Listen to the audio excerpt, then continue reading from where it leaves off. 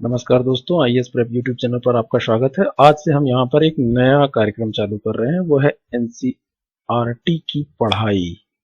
NCERT हम लोग बहुत लापरवाही से लेते हैं। एनसीईआरटी के बिना काम भी नहीं चलने वाला, ये बात हमको पता रहती है, उसके बावजूद भी हम बहुत लापरवाही करते हैं। आज से हम यहाँ पर एनसीईआरटी पढ़ेंगे, उसका नोट्स आप लोग कॉपी पेन लेके बैठेंगे, बनाएंगे। इसकी केवल इंपॉर्टेंट चीजें हम यहाँ पे डिस्कस करेंगे, इससे आपको पढ़ना भी आ जाएगा और क्या इंपॉर्टेंट है, जहां से प्रश्न उठते हैं ये आपको पता चल जाएगा। आज हमारे सामने है कक्षा 6 की एनसीईआरटी, भूगोल की एनसीईआरटी, जिसमें पहला चैप्टर है सौरमंडल में पृथ्वी, दूसरा है ग्लोब अक्षांश एवं देशांतर, तीसरा है पृथ्वी की गतियां, चौथा है मानचित्र, पांचवा है पृथ्वी के प्रमुख परिमंडल, छठा है पृथ्वी के प्रमुख स्थल रूप, सातवां है हमारा देश भारत और आठवां है भारत जलवायु वनस्पति तथा वन्य प्राणी। एक एक करके हम इन चैप्टर्स को देखेंगे और आप लोग कॉपी पेन लेके बैठ जाइए, साथ साथ में नोट्स बनाते चलिएगा। आइए देखते हैं। पहला चैप्टर जैसे है सौरमंडल में पृथ्वी, ठीक है ना मित्रों। यहाँ पे बहुत सारी बातें दी होती हैं, सारी हमारे काम की नहीं होती हैं। प्रश्न जहां से पूछा जाएगा हम वही चीज डिस्कस करेंगे। देखते हैं, इसमें लिखा हुआ है, जो भी बातें हैं मुझे पता है क्या दी हुई हैं, आपको मैं बताने जा रहा हूं, उतना नोट करिए। पूर्ण चंद्र को लगभग एक महीने में एक बार देख सकते हैं। यह पूर्ण चंद्रमा वाली रात या पूर्णिमा होती है। 15 दिन के बाद आप इसे नहीं देख सकते और यह नए चंद्रमा की रात्र अमावस्या होती है, ठीक है। इसके अलावा यहाँ पे और कुछ नहीं इंपॉर्टेंट है, थोड़ा सा और देख लेते हैं। ऐसी रात में अगर आसमान साफ है तो आप आसमान का अवलोकन अच्छी तरह से कर सकते हैं। इसके बाद हम आगे बढ़ सकते हैं। आगे बढ़ते हैं तो देखते हैं, अगली लाइन दी हुई है कि सूर्य, चंद्रमा तथा वे सभी वस्तुएं जो रात के समय आसमान में चमकती हैं, इनको खगोलीय पिंड कहते हैं।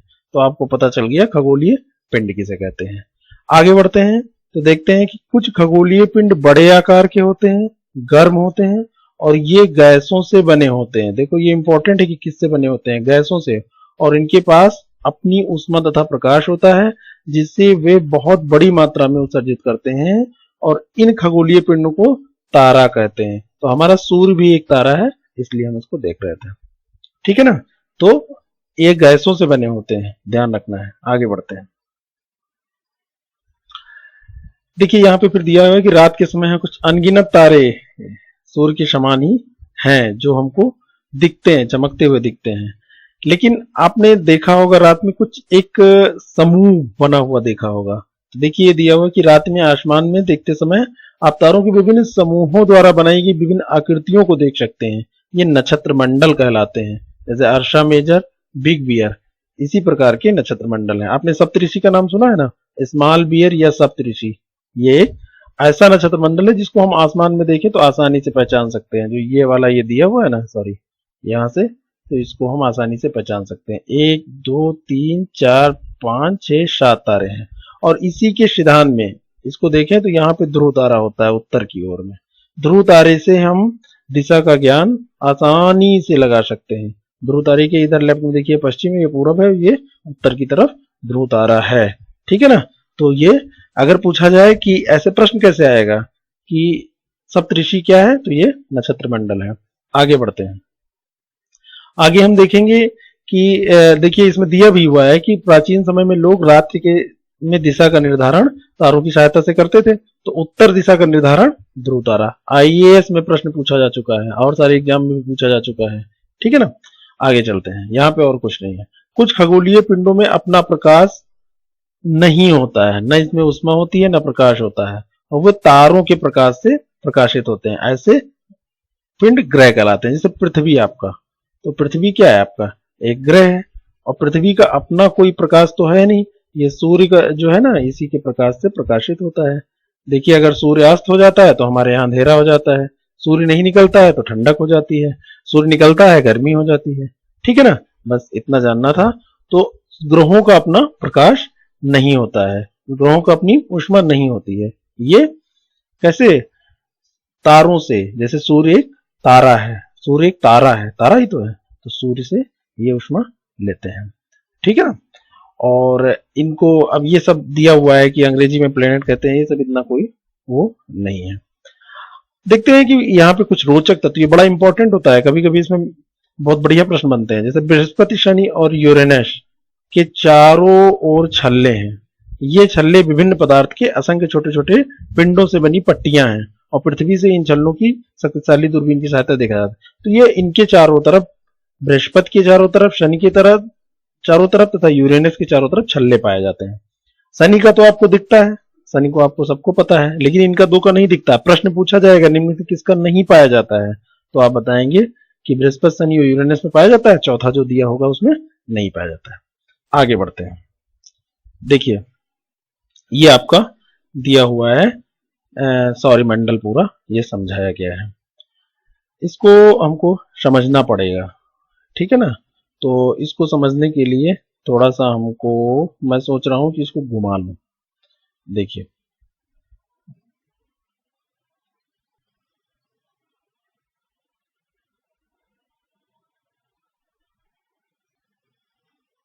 देखिए अब ये साफ दिखने लगा।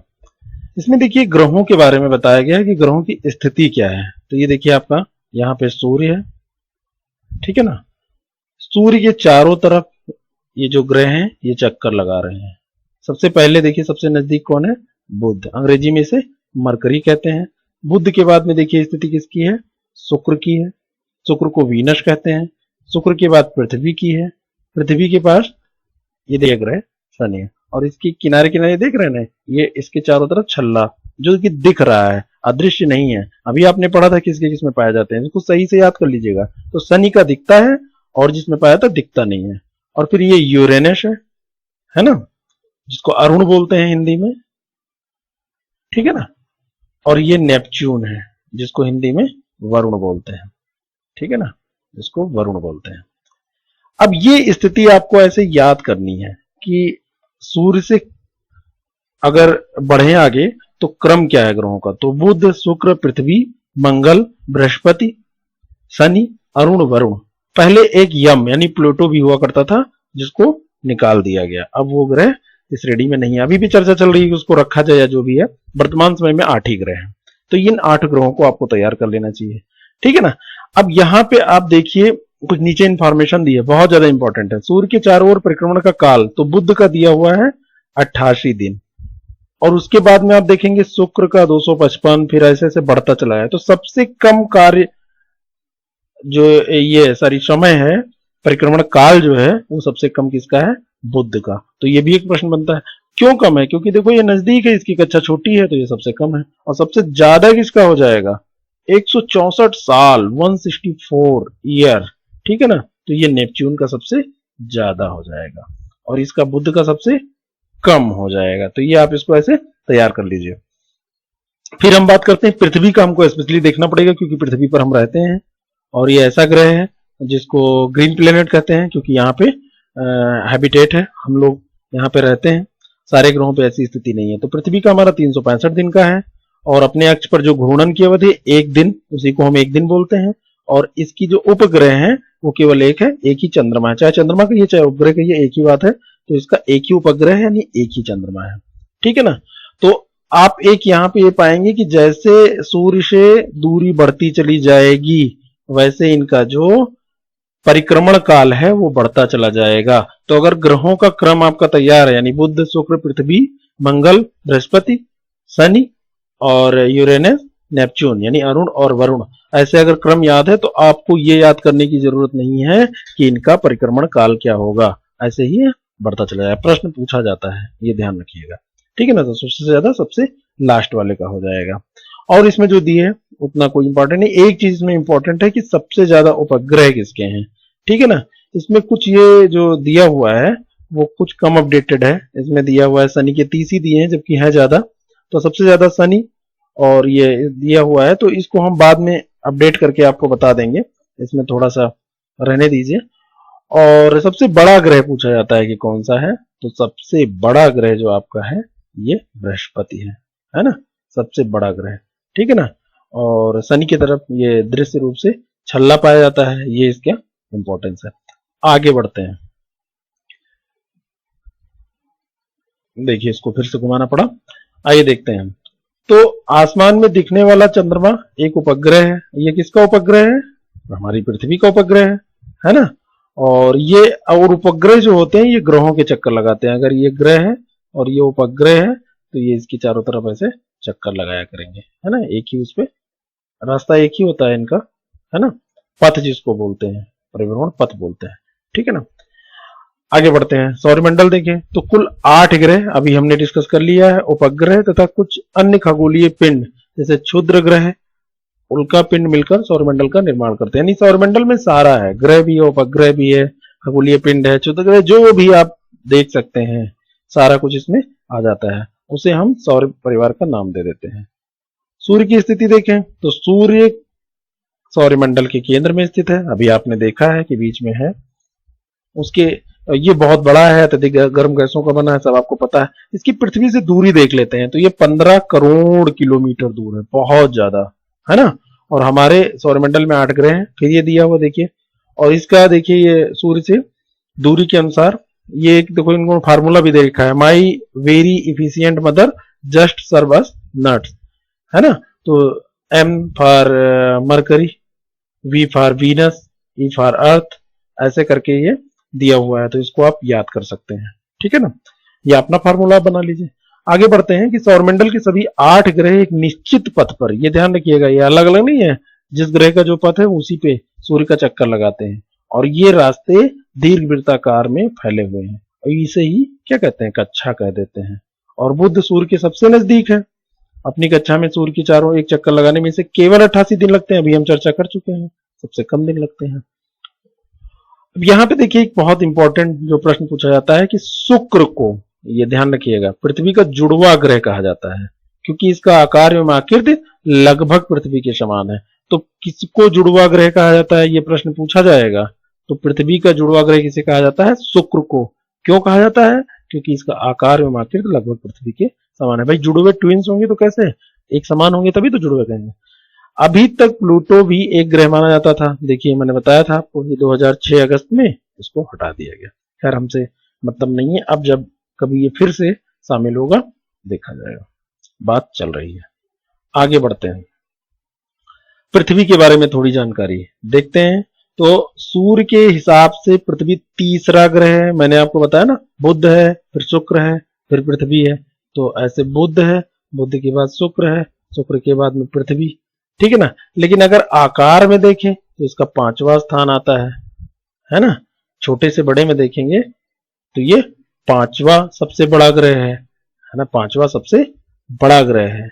तो इसको थोड़ा सा ध्यान रखिएगा, एक तीसरा और दूसरी स्थिति क्या है, 5वां। तो ये 2 चीजें आपको याद होनी चाहिए। और यही कारण है, और ये ध्रुवों के पास थोड़ी चपटी है, यही कारण है कि इसका भूभाग का आकार है। आकार क्या है, भूभाग है, और भूभाग का अर्थ क्या है, पृथ्वी के समान आकार। खैर पृथ्वी पर जीवन क्यों पाया जाता है, आपको पता है कि ये न ठंडा है न गर्म है, रात में रात होती है, दिन होता है, ये सारी स्थितियां, यहाँ पे वायुमंडल पाया जाता है, ठीक है। और इसीलिए सौरमंडल का अद्भुत ग्रह भी इसको कहते हैं, सबसे अद्भुत ग्रह है, ठीक है ना।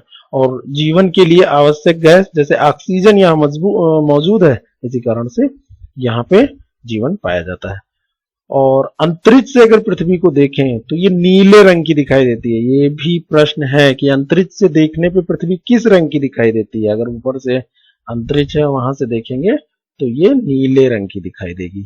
तो ये भी आप ध्यान रखिएगा कि किस रंग की दिखाई देती है ना।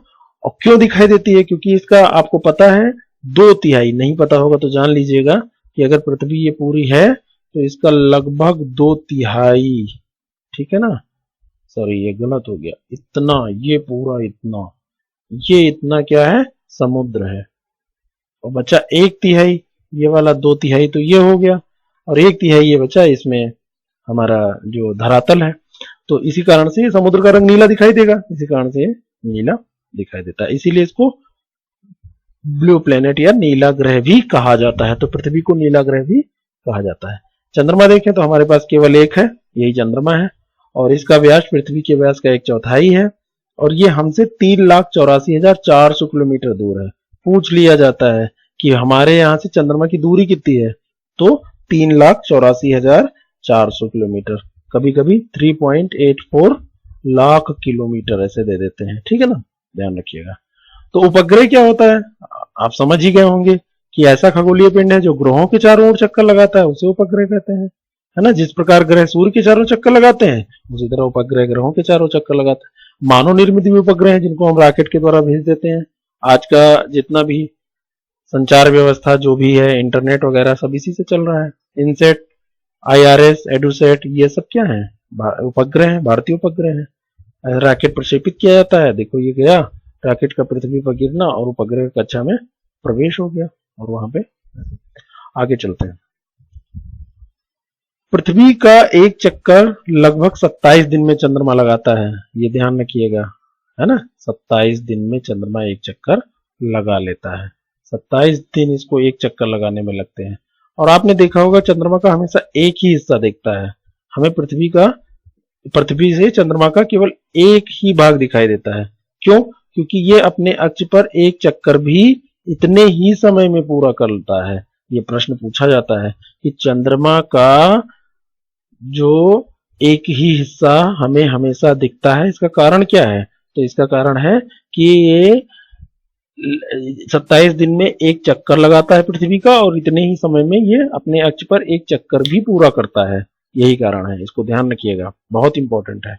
चंद्रमा पर जीवन की परिस्थितियां नहीं है, क्योंकि यहाँ पे न पानी है न वायु है, तो कैसे आप जिंदा रहेंगे, ठीक है ना।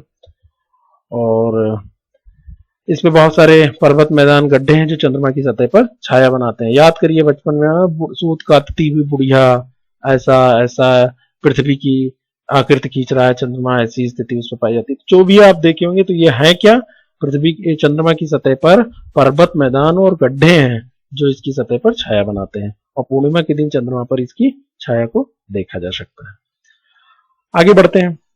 क्षुद्र ग्रह क्या होते हैं? तो तारों, ग्रहों, उपग्रहों के अतिरिक्त असंख्य छोटे छोटे पिंड भी सूर्य के चारों तरफ चक्कर लगाते हैं। अभी आपको मैंने बताया था ना कि ये मंगल और बृहस्पति के बीच में पाए जाते हैं। तो यही इंपॉर्टेंट है कि कहाँ पाए जाते हैं, तो ये आप याद रखिएगा कि मंगल और बृहस्पति के बीच में पाए जाते हैं, ठीक है ना। और ये भी ग्रह के ही भाग होते हैं।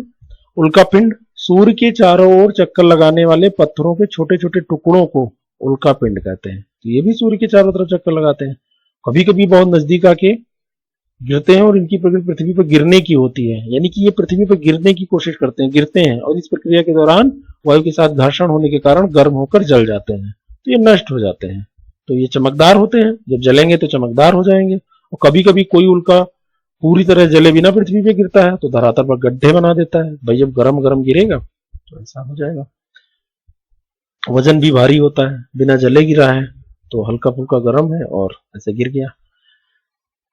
और फिर आप देखिए आकाश गंगा, तो आप इसको ऐसे देख सकते हैं कि अगर खुले आकाश में देखें तो एक ओर से दूसरी ओर तक फैली चौड़ी सफेद पट्टी की तरह एक चमकदार रास्ता दिखता है, तो ये आकाश गंगा होती है। और हमारा सौरमंडल आकाश गंगा का ही एक भाग है। और प्राचीन भारत में इसकी कल्पना हम एक बहती नदी के रूप में ऐसे करते थे। तो आकाश गंगा में करोड़ों तारे हैं, बादल हैं, गैस प्रणाली है, ठीक है। आकाश गंगाएं मिलकर ब्रह्मांड का निर्माण करती हैं, यानी कि एक आकाश गंगा, दो आकाश गंगा, तीन आकाश गंगा, बहुत सारी ऐसे असंख्य आकाश गंगाएं जब हो जाएंगी तो ये ब्रह्मांड बनेगा। और वैज्ञानिक अभी भी इस बारे में अधिक तो ये सब जानकारी बड़ा रहस्यमयी है। जितना भी हम जान पाए लगता है बहुत जान गए, लेकिन ऐसा नहीं है। देखो ये हमारी पृथ्वी है, ये हम लोग यहाँ रह रहे हैं, ये हमारी पृथ्वी है। पृथ्वी कहाँ है? सौरमंडल के अंतर्गत अंदर है। और सौरमंडल किसके अंदर है? आकाश गंगा। और आकाश गंगा किसके अंदर है? ब्रह्मांड। तो यहाँ पे हमने ये देखा, ये चैप्टर हमारा यहाँ पे कंप्लीट हुआ। तो ऐसे ही हम इसको आगे कंटिन्यू करते हैं।